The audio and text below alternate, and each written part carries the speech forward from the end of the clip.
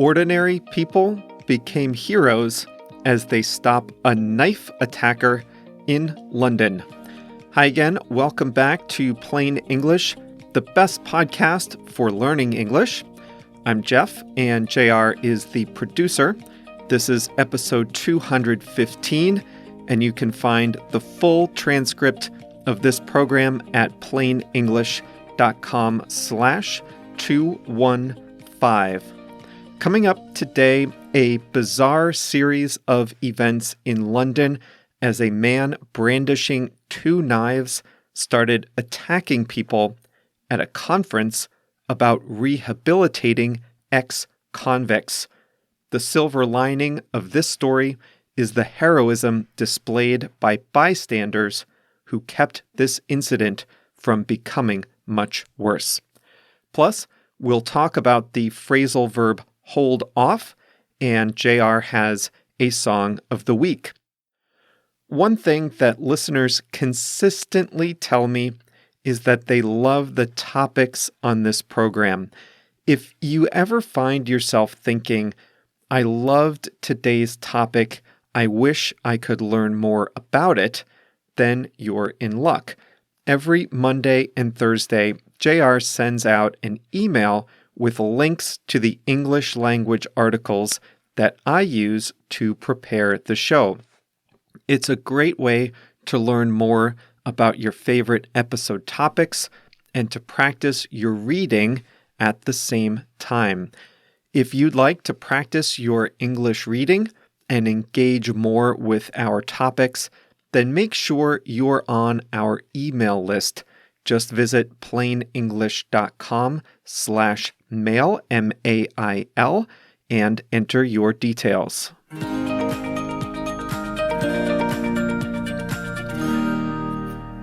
The famous landmark London Bridge was the site of tragedy after a man used a pair of knives to attack conferencegoers and tourists.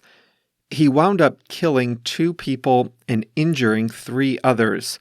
But ordinary people became heroes as they helped to stop the attack from becoming much worse.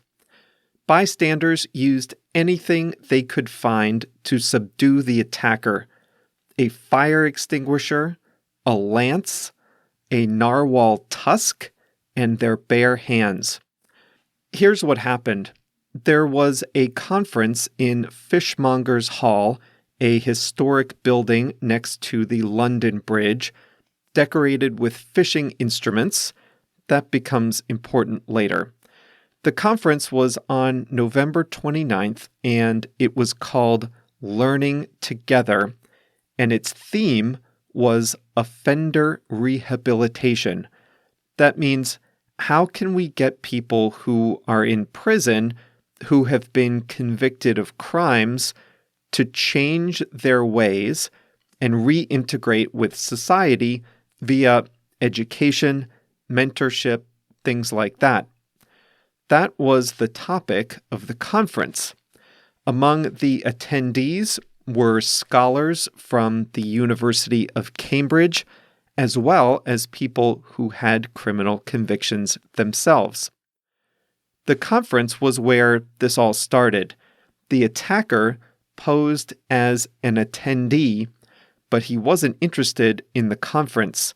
He came with 2 knives taped to his wrists, and all of a sudden he began to assail conference attendees, stabbing and killing 2 graduates of the University of Cambridge. A chef was cleaning glasses in the basement and heard a commotion. He ran upstairs and grabbed a lance off the wall. A lance is like a spear used for killing whales or other large fish. Remember, we were in a place called Fishmongers Hall. He used that to start fighting back against the attacker, but he suffered significant injuries himself as the attacker still had his 2 knives. Several more bystanders intervened. One grabbed a 5-foot-long narwhal tusk off the wall inside Fishmonger's Hall. A narwhal, I had to look this up, is a whale that lives in the Arctic, and a tusk is like a long tooth. So an onlooker grabbed this 5-foot-long tusk like a huge weapon off the wall. 5 feet is like almost as tall as a person. Another person grabbed a fire extinguisher. Another one grabbed some chairs. And together, they fought back against the attacker and tried to push him outside. The people inside the building thought he was wearing a suicide bomb vest. Now, after the attacker was forced outside, a motley crew of staff from Fishmonger's Hall and conference attendees, including prison staff, ex-prisoners, and one convicted murderer, all combined to hold off the attacker. Outside, other bystanders were able to pin him down. A plainclothes police officer wrested one of the knives from his hands. Police arrived after 5 minutes, cleared the pedestrians away, and shot the attacker. He had what they called a very convincing hoax of a suicide bomb vest, and they shot him to protect public safety. It was a bizarre incident. For one thing, the attacker is an ex-terrorist himself, having served several years in prison for plotting a terrorist attack against the London Stock Exchange. He was released from prison about a year ago. For another thing, he attended a conference that was studying whether and how former convicts could be rehabilitated. He would seem to be Exhibit A that they could not. But some of the people who fought back against the attacker were themselves convicted murderers. One was out on leave for that day only. So perhaps they are evidence of the opposite. Regardless, it was an astounding feat from people using quick thinking and a lot of bravery to bring down the attacker. I think we can safely say that it was the first time in world history that a terrorist attack was stopped by a lance, a fire extinguisher, and a narwhal tusk. The bravery of the onlookers was praised by the London police, the mayor of London as well. Some of the bystanders have come forward, while others have chosen to stay out of the limelight. One person said, "I'm just a Londoner doing his bit."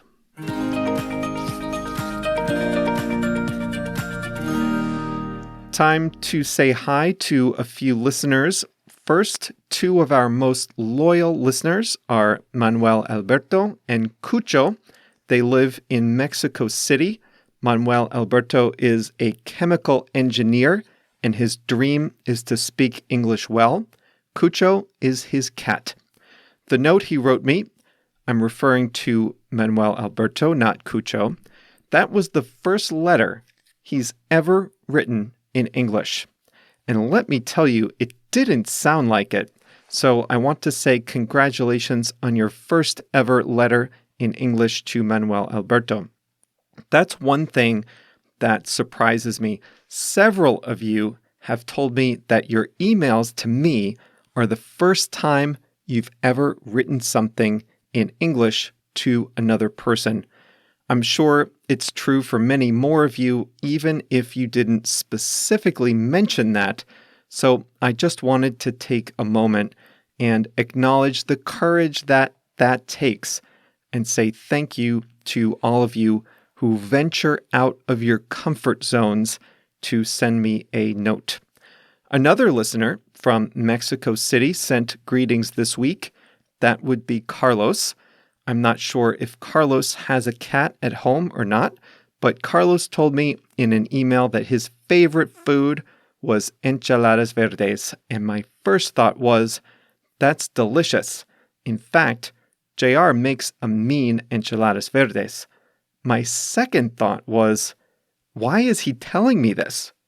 But then I realized he was responding to one of the emails in our welcome series in which JR and I each say what our favorite food is, and we give some other personal details. And then it made a lot more sense. So if you would like to learn more about your host and your producer, then get on that email list by going to plainenglish.com/mail, M-A-I-L, and signing up. And when you get the message introducing JR and me, then you can reply with your favorite food too.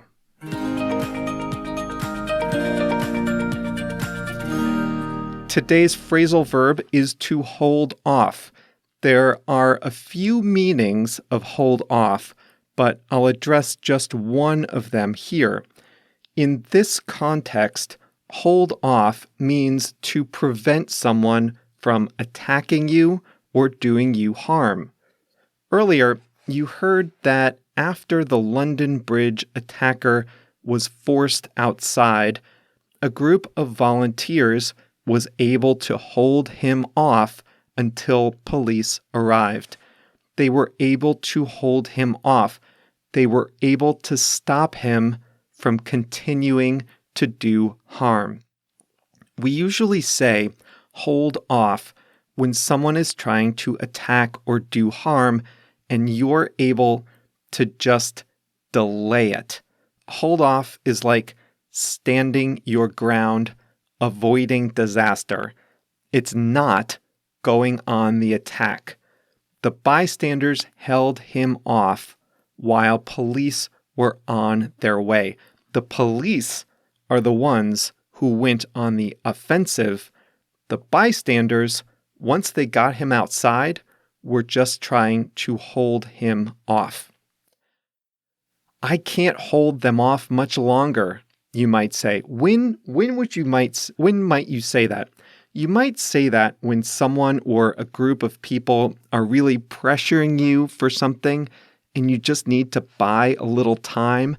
You just need to delay a little bit. So you try to hold them off. But maybe you can't hold them off forever. You might have a crowd of angry customers at a store or restaurant and you just can't make them happy just yet. You need another half hour, so you try to hold them off that long. Otherwise, they'll be really angry. You just try to hold them off. In sports, we use hold off. I was watching a football game as I wrote this episode, and Wisconsin, the University of Wisconsin, was leading the game in the second half. They just needed to hold off Ohio State for the second half, and with their 14-point lead, they would have been able to win the game. But they couldn't hold off Ohio State. The Buckeyes scored 27 more points and won the game. All Wisconsin had to do was hold them off for the second half, keep them from doing more damage. But they couldn't do it, and they lost the game. Today's song of the week from JR is Vienna by Billy Joel. The line I like from that song is, "You can get what you want, or you just get old." Billy Joel is known for playing the keyboards and singing. I would say he has two styles of songs. The more mellow, pensive songs, where the primary instrumentation is the keyboards. Others are more upbeat, rock-type songs. Vienna is the former, the more mellow kind. So thank you to JR for selecting this song of the week. That's all for today's episode. Monday's episode coming up is a great one. I'm going to record that one in a few minutes, and I can't wait. It's about a new movie starring Tom Hanks called A Beautiful Day in the Neighborhood, and it's about a man who is a very important part of American culture.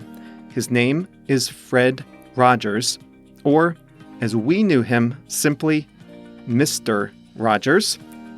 And he was the host of a television program for kids called Mr. Rogers' Neighborhood.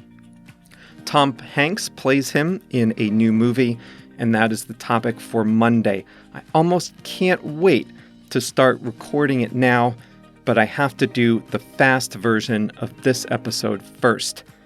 Speaking of the fast version, if you can understand this program, then you might be ready to speed things up a little with Plain English Plus. As a member of Plain English Plus, you can listen to a fast version of every episode going back to number 179. A lot of members listen to both. They listen to the slow version first to understand the topic, then they listen to the fast version to see how it sounds at full speed. I know some of you speed up this program on your podcast player, but if you're really serious about improving your listening, there's no substitute for the full speed version. And of course, you have the transcripts available, and the Plus transcripts include our instant translations into 7 languages. So what are you waiting for? If you'd like to speed things up, come join us at plainenglish.com/plus. See you Monday.